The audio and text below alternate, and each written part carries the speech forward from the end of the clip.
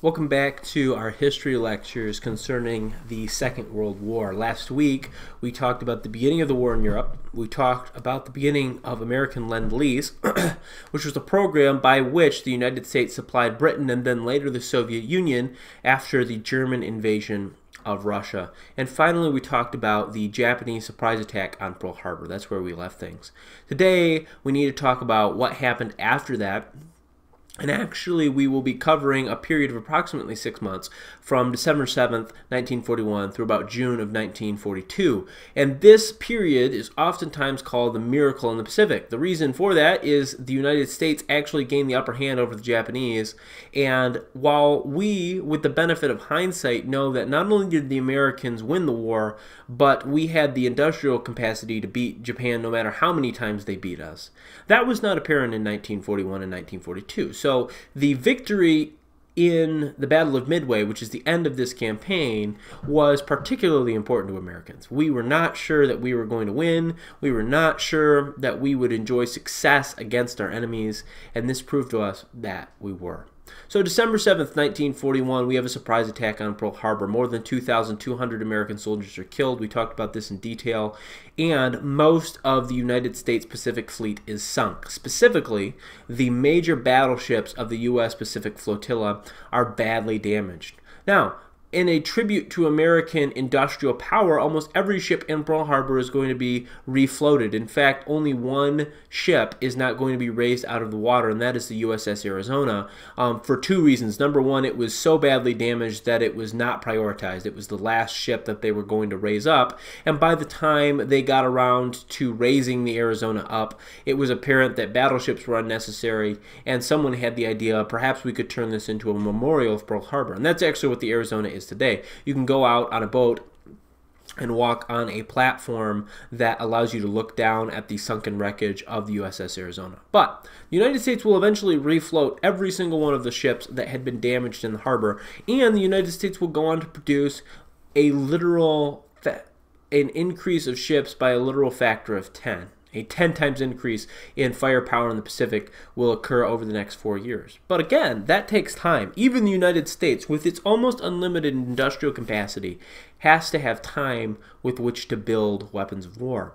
And that time was going to need to be purchased by what remained of the U.S. Navy. By the way, I think I didn't mention this, which is really silly of me. As a result of December 7th, 1941, as a result of that Japanese surprise attack on the Americans, President Roosevelt declared war on Japan on December 7th.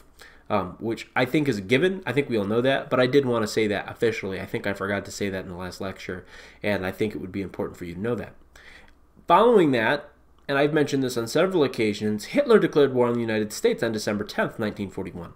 Why Hitler did this is a little bit mysterious because it is a boneheaded decision. The primary justification that most people think Hitler did it for was the fact that he wanted to attack indiscriminately British shipping. And remember that American ships had been escorting British ships over to the British Isles basically to protect them from submarine attacks. So the idea is that Japanese submarines would bring America to its knees, and we will talk about this when we talk about victory at sea, both in the Atlantic and the Pacific, but German submarines actually attack all across the American East Coast. In fact, right off Atlantic City, very close to where my wife grew up, there was a major submarine attack that sunk more than 250,000 tons of shipping. You could see it from the shoreline as the ships were on fire being sunk by German submarines. So Hitler declares war on the United States on December 10th, 1941. This brings the United States fully into the war. Not only are we involved in a war in the Pacific, which just began, but we're also involved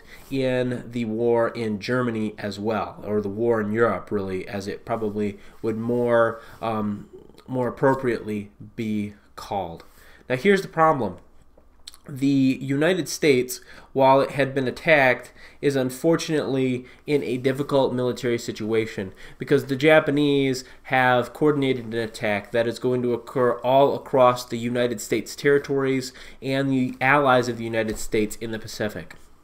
Pearl Harbor was attacked on December 7th. On December 8th, which because of the international dateline is effectively the same day, although slightly later, a few hours later, the U.S. territory of the Philippines is attacked. And on December 8th, 1941, the American warplanes on the ground in the Philippines are almost all destroyed by Japanese fighter planes attacking in another surprise attack. That being said, General MacArthur was informed that there was an attack on Pearl Harbor, and it was a Japanese attack. And so there is a lingering question about why General MacArthur, a figure that we will come back to on several occasions, left his planes sitting in their hangars and on their runways. Why didn't he immediately scramble them into the air to prepare for an incoming Japanese attack? I don't have the answer to that, and by the way, really no one does. The question is out there. But in that first opening salvo, with all of the American fighter planes being destroyed, the fate of the Philippines was effectively sealed. Japanese warplanes would control the air, would strafe American positions, and Japanese troops were landed just a few days later by a huge incoming Japanese naval flotilla. So General MacArthur and his troops literally just had the guns that they carried and a few pieces of artillery, and they were put up against the entire Japanese army, a Japanese navy, and a Japanese air force. And you can imagine that this is not a good situation to be in. The Americans, to their credit, continued to fight for a series of weeks, and then some American units held out for an entire month, or 3 months, excuse me, but unfortunately their fate was sealed, and the Japanese took the islands, took the Philippines, and General MacArthur was actually forced to retreat to Australia. The U.S. Army ordered him to leave the Philippines, and he issued a very famous statement, one we will come back to when he fulfills it, and he said, "I will return." Okay, I will return to the Philippines, and the idea is I will return because I'm going to beat the Japanese. That's kind of the idea. So on December 8th, the conquest of the Philippines begins. It's completed by early 1942. This is a disastrous defeat for the United States. The Japanese also attack the British city of Singapore. This is a major trading center and the major British fleet base in Asia, and Singapore eventually is forced to surrender, and Singapore is attacked from the landward side, and eventually it gives in. It probably could have held out for longer, but the commander of the Singapore garrison decided that he would just surrender and spare his men from the losses, and in a single day, the British suffered their worst military defeat of all time. More than 250,000 soldiers were captured overnight by the Japanese and shipped off to prisoner of war camps. By the way, can I also point out that Japanese prisoner of war camps were horrific experiences, and in fact 9 out of 10 people who ended up in those camps died, not necessarily due to horrific experiments or horrific treatment like the Japanese internment camps, the German internment camps, but simply because of a lack of care, a lack of food, starvation. Getting captured by the Japanese was a very unpleasant experience, to say the least. So these 250,000 British soldiers were in for a very bad experience. The Japanese also swept into the Dutch East Indies. I've mentioned the Dutch East Indies on multiple occasions before. The Dutch East Indies were primarily valuable for their oil supplies, which the Japanese wanted for themselves, and began shipping back to Japan to attempt to continue the war effort. Even with that being said, the amount of oil available in the Dutch East Indies was not all that high. So, by the way, this tells you that the Japanese plan to attack the United States and go south was still not the best one they could have possibly selected. The amount of oil easily accessible in the Dutch East Indies for the technology of the time was only enough to keep the Japanese war effort running for a few more years. And, by the way, by the end of 1945, the Japanese would be having extreme oil shortages as the United States continued to win battle after battle and push them further and further back. So even in this, the Japanese, at the end of the day, were not as successful as they had hoped to be. Let's get back to the United States. So that kind of gives you a strategic idea of what's going on. The Japanese attack the American colony of Guam, okay, and they attack a number of other places and put the United States on the back foot. And now, what is the United States going to do about it? Both the United States and Japan had signed a naval treaty in 1920 called the Washington Disarmament Treaty. And this primarily affected battleships and cruisers, but it did not in any way limit aircraft carriers. And so both the United States and Japan had been working on producing aircraft carriers. Japan had prioritized it more than the Americans. And so by the beginning of the war, the Japanese had 6 large fleet carriers and a number of smaller carriers and was producing about twice as many carriers. So it was producing about 12 more carriers, fleet carriers, and a bunch more escort carriers. The United States had taken a much slower approach to its building of aircraft carriers because it had more battleships. And so the United States, at the outbreak of war in 1941, had 3 fully functional fleet carriers and a single carrier that was very near completion. In fact, it was capable of floating on the water, and in fact, it was actually almost immediately sent into battle, and it would be finished literally in transit. So the United States has 4 carriers, and the Japanese have 6 carriers, major fleet carriers, and that's really what's important. As I mentioned last time, the aircraft carriers were not present at Pearl Harbor when Pearl Harbor was attacked. In fact, both the Japanese and the Americans recognized that this was a major problem for the Japanese, and the Japanese admiral who had launched the attack on Pearl Harbor said to his staff, "Then our attack has failed," when he learned that the carriers were not there. He understood that carriers were probably going to represent the new type of firepower. Now let's talk about why that is. I don't want to get too deep into this lecture without explaining to you why it is that an aircraft carrier is so impressive a piece of technology. The aircraft carrier is a floating airstrip for warplanes. These planes have to be specifically designed to function on an aircraft carrier. There are a number of planes that need longer runways than any aircraft carrier is capable of producing. In World War II, there was no assistance to the planes. In modern times, we have things called catapults. So we can add a lot of speed to a plane right from the deck of our aircraft carriers, and so we can launch planes that need longer runways easily. That did not exist in World War II. And so you were limited not only in how long it took the plane to take off, but in some ways you were limited on how long it took for the plane to land. Although there were some options for that. You could put steel wires across the runway, and you could put hooks on the back of the airplane and kind of catch planes with steel wires. That was an option that was used on several occasions during the war.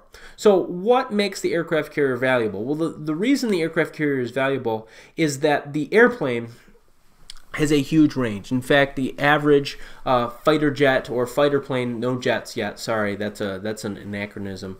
The fighter planes used by the United States and the Japanese had ranges that could be as far as 200 miles. 200 miles there, 200 miles back. And that range is the effective engagement range of an aircraft carrier. Meaning, if the aircraft carrier finds out that there are Japanese ships 150 miles away, it can send airplanes to go fight those ships 150 miles away.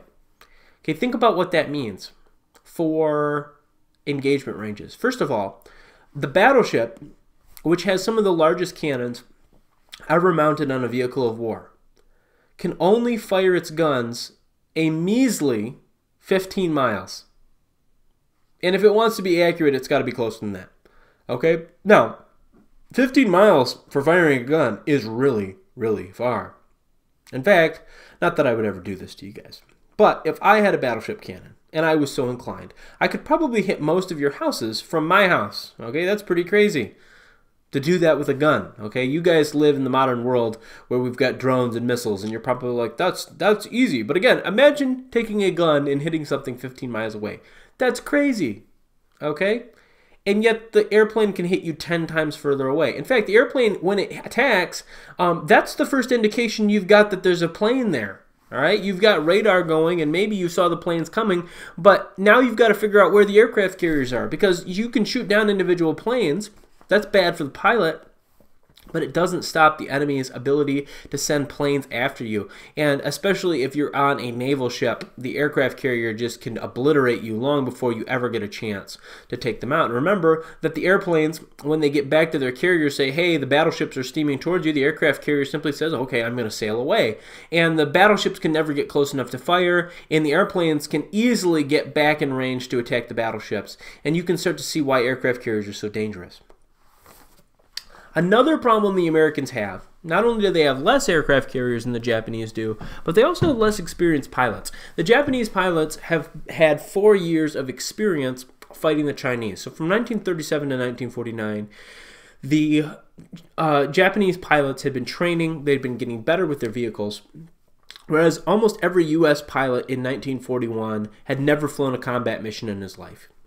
The United States hadn't been at war. The United States had not trained their pilots rigorously, and so most American pilots are in a much more difficult situation than their Japanese counterparts. And so as we see our first conflicts between the Americans and the Japanese in the war, we have a very difficult situation for the Americans. They're not as experienced. They're fighting very experienced Japanese pilots, and again, there are more Japanese carriers than there are American carriers. You can start to see why many people in the United States felt that they were in a precarious situation in the early parts of 1942. Let's talk about the first engagement between American carriers and Japanese carriers. This is called the Battle of the Coral Sea. The Japanese were closing the noose around Australia. They'd already defeated Singapore. They were pushing into Burma, which was controlled by the British at this time, and threatening India. The last piece of the British Empire that they really needed to put pressure on was Australia. And so Japanese troops were landing in the island of Papua New Guinea, which is that large island just north of New Guinea. They were going around to the Solomon Island chains. And what the Japanese were attempting to do is they were attempting to close sea lanes between the United States and Australia. So the United States was supplying Australia with weapons and planes and ships and food so that the Australians could devote more of their men and their resources to the war effort through Lend-Lease. And the Japanese hoped by moving into the Solomon Islands that they could cut off Australia's supplies from the United States, or at the very least that they could force the United States to send their ships far around the islands and slow down that supply chain. That's kind of the idea. The United States sent a single aircraft carrier to the Solomon Islands to prevent the Japanese from doing so. This was the USS Yorktown. The USS Yorktown was in the Coral Sea, and it was launching attacks on the Japanese and preventing them from attacking American shipping. The Japanese, upon realizing that there was an American aircraft carrier in the Coral Sea, sent a massive fleet to attempt to take down that ship. And much to the Japanese surprise, and you're going to notice this is a recurring theme, the Japanese are surprised to find out that there's a second American carrier there. The USS Lexington had arrived a few days after the Japanese had first made contact with the Yorktown. And so the Japanese fleet sent to destroy the Yorktown was not looking for a second carrier. And so when the battle began and the warplanes began firing at each other and destroyers and carriers began fighting, the Japanese found one of the aircraft carriers. They actually found the Lexington, and they attacked the Lexington all day, while American planes attacked the Japanese back, sinking multiple destroyers and cruisers, and crucially, sinking one of the Japanese carriers and blowing the flight deck off another Japanese carrier. So effectively what happened in the Battle of the Coral Sea is the Japanese lost 2 of their 4 engaged aircraft carriers. Meanwhile, the Yorktown was sunk, but, excuse me, not the Yorktown, the Lexington was sunk, but the Yorktown was never attacked, because the Japanese were looking for only a single carrier. And as soon as they destroyed the Lexington, they thought they'd been successful, while the Yorktown continued to launch air attacks. And the Japanese were confused. They'd already lost 2 aircraft carriers, and they were forced to withdraw. And the Yorktown, knowing that if another Japanese attack occurred, it might be destroyed as well, also withdrew. But the Battle of the Coral Sea was, at the end of the day, a strategic U.S. victory. The U.S. was forced to leave the area, as were the Japanese, but the Japanese had lost 2 aircraft carriers to the American 1. So now our total count of Japanese functional carriers is 4 to America's 3. So we've got a 4-3. So the Americans have closed the ratio a little bit. And crucially, the fighter pilots that participated in the Battle of the Coral Sea gained valuable experience. Although unfortunately many of the men attempting to return to the Lexington, the carrier that had been destroyed, didn't have anywhere to go. So they had to crash down into the water, and several of them did not survive this experience, unfortunately. Many of them were saved, but some did not survive. This experience was going to be crucial in the next step of the war in the Pacific, and that's what we're going to focus on for the end of the lecture, and that is the Battle of Midway. The Japanese planned a second surprise attack on the United States. I mean, less surprise this time. The United States was at war, but they were hoping to deal a final blow to the United States. This is the era, remember, that all ships are fueled by diesel fuel. Airplanes have limited ranges, and so the Japanese think that perhaps we can knock the United States out of the war by taking their main refueling station to get from Pearl Harbor to the Eastern Pacific, or the Western Pacific, excuse me, which is where Japan is.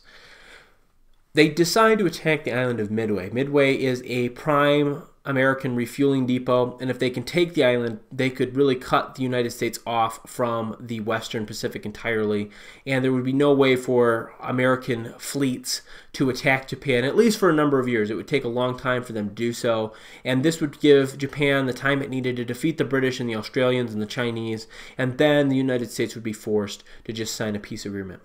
Fortunately for the United States, we were able to detect this attack ahead of time. And the story of this is so interesting that I think it's worth our time to talk about. The United States had been working hard on cracking the Japanese military codes that they used to communicate. And the Americans were slowly cracking that code. The problem is that the United States had not learned many of the words yet. But one of the words that they had learned was the word for water. Now, you might think there's a lot of water in the Pacific Ocean. How useful is that word? Well, the Americans decide to spring an intelligence trap on the Japanese. Since they know the word for water, they realize that they could drop some information to the Japanese and then listen to see if the Japanese began talking about water a lot, and if they were, then they might be able to figure out where the Japanese were planning to attack. And you might say, that sounds really complicated, I don't understand. Well, let me tell you what they did. The United States decided to leak to the Japanese the fact that the water purifier on Midway had broken. Okay, why does this matter? Because if the Japanese surrounded the island and the water purifier doesn't work, the Americans can't last for very long because they don't have any water. So they let the Japanese know by communicating about it on the open radio that the water purifier on Midway is broken. And then they listen, okay? Because if the Japanese are planning to attack Midway, then they'll talk about a water purifier. If they're planning to attack somewhere else, water purifier won't come up. And much to the American surprise, water keeps coming up and coming up and coming up and coming up. Now, you might say, well, how did they know they were talking about Midway? Well, that's just it. They didn't know. It wasn't a guarantee that the Japanese were planning to attack Midway, but the American High Command thought that the evidence was good enough that they decided to send the entire American fleet to Midway to hopefully prevent the Japanese attack there. So, the Japanese, with 4 aircraft carriers and a huge flotilla of warships, came to the island of Midway. The American battle plan was this: we're going to hide just out of radar range and allow the Japanese to send their first wave of fighters to attack the island of Midway. And that's exactly what happens. The Japanese launch all of their fighters to go attack Midway while the American fleet hides. As soon as the American fleet gets confirmation from the island of Midway that they've seen planes, they move forward and launch all of their own planes, and their own planes' intention is to sink the Japanese fleet. The problem is that the ocean is huge, and finding exactly where the Japanese fleet is in literally several hundred miles of ocean is very, very difficult. In fact, the American planes try for more than an hour and a half to find the Japanese and fail. The Japanese planes on their way back from Midway spot the American fleet and, realizing their good fortune, land on the Japanese aircraft carriers and excitedly tell the admirals that, hey, we've seen the American fleet. Equip us with anti-ship weapons, refuel us, and we'll go and we'll blow them all up. Okay, so things are sounding bad for the Americans. You might think to yourself, oh no, things aren't good. Except a single wing of 72 American planes is running out of fuel and decides to come back towards the aircraft carriers and happens to fly over the Japanese fleet. Seeing the Japanese fleet, these planes launch a furious attack with everything they've got left. Several of them only had 6 or 7 minutes of combat time before they either had to return to the carriers or run out of fuel. But in those 7 minutes, the Americans successfully destroyed all 4 Japanese carriers. 3 of the 4 Japanese carriers were blown up and sunk right there. By the way, one of the reasons this occurred is because the Japanese, in their haste to re-equip their own fighter planes to go attack the Americans, literally brought all of the ammunition and weapons up onto the deck. So the deck was strewn with explosives that they were loading onto these planes to go attack the Americans. And so when the American planes came out of the sky firing on the Japanese aircraft carriers, they blew up the Japanese own weapons and sent them to the bottom. The 4th Japanese carrier was not destroyed, but again it had its flight deck blown off, so no planes could use it. Now you might think, wow, a complete and crushing American victory. Not quite.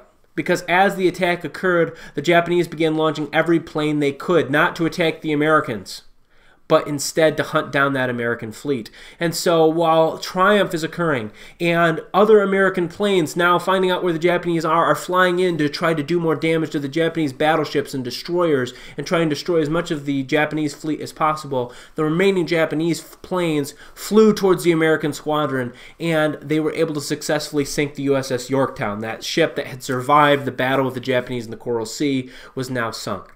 But let's do the math.